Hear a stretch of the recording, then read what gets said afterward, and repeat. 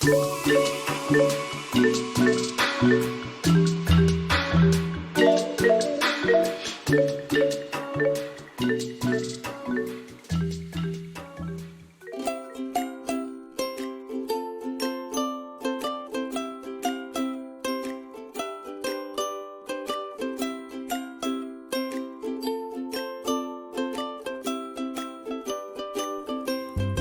sa recipe na to, gagamit tayo ng 6 cups of water,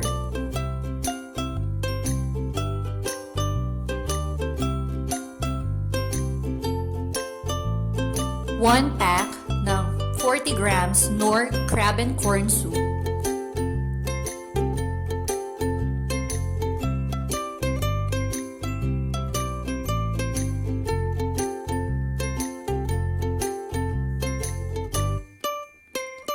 tablespoons ng sinigang mix,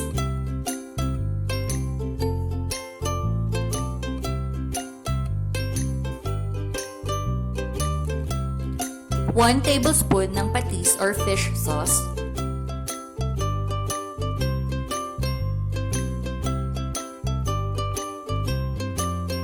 4 spoonfuls ng gochujang or red chili pepper paste. Mabibili nyo to sa mga Korean supermarkets or sa ating leading supermarkets. 1 big white onion,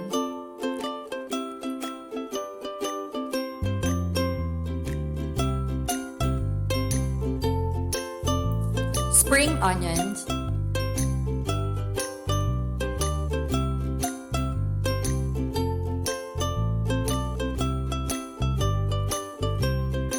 two 350 grams firm tofu,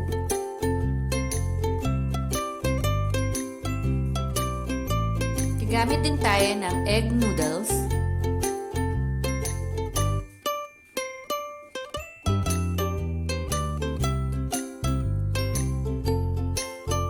at ng large eggs, pwedeng 1 or 2 pieces. So para sa procedure, ihalo lang natin yung isang pack ng crab and corn soup sa ating 6 cups of water.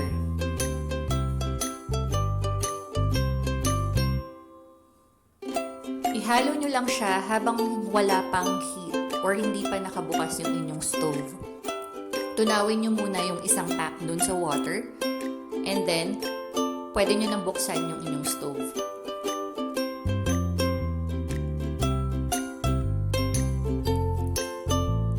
Tuloy-tuloy lang ang paghalo and then i-add na natin yung ating sinigang mix.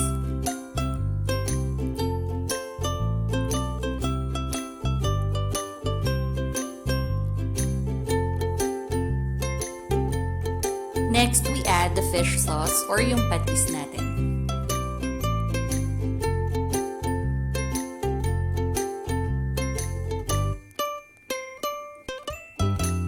Next, ilagay na rin natin yung ating gochujang or yung red chili pepper paste.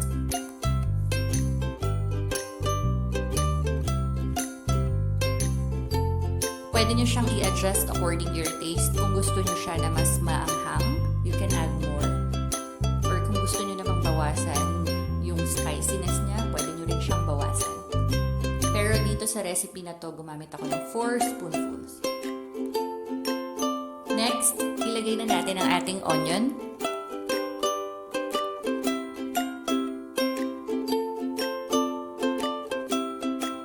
So kung mapapansin nyo, medyo nag-red na yung ating sabaw or yung soup dahil sa gochujang. Pwede na natin ilagay yung ating tofu. Isa-isa para hindi siya madurog.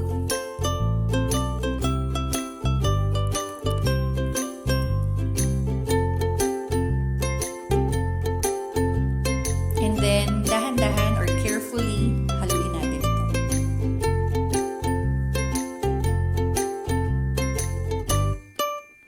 Next, we add our spring onions.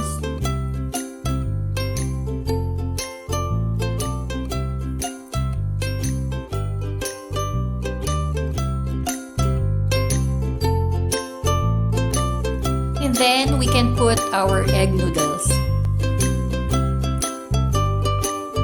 So, madali lang maluluto yung ating noodles. So, mga at least 5 minutes lang.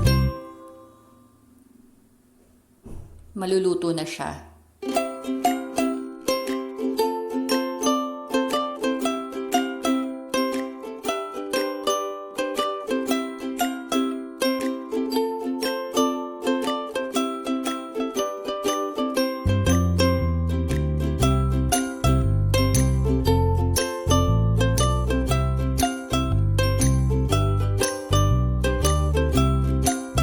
So, while boiling, ayan, you can add your egg on top. Pwede kayo maglagay ng 1 or 2 eggs. Depende sa inyo yan. Depende sa dami kayo ng kakain. And we're done. Thank you for watching.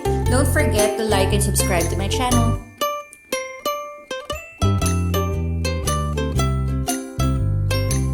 Shout out nga pala sa mga friends ko na nagsa-celebrate ng kanilang birthdays, Mac, Esme, and JR. Hi din sa aking mom na laging nanonood. Thank you!